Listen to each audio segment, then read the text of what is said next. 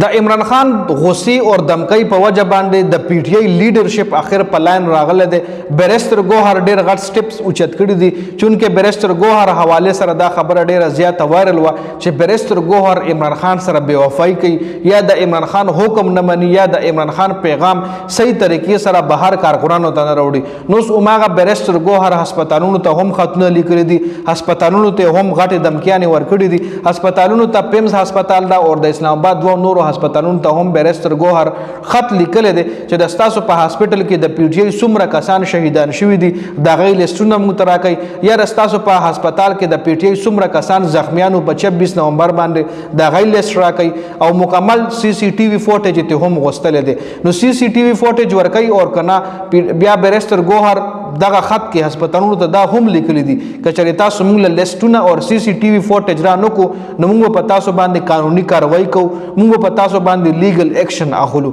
نو اوس به ګورو چې راتلونکي ټایم کې بیرستر ګوهر له هسپتالونو دغه ډیټا ورکوي که نه، سی سی ټي وي فوټیج ورکوي که نه، خو بیرستر ګوهر د عمران خان د غصې او دمکۍ په وجه باندې غټ ایکشن اخیستلی.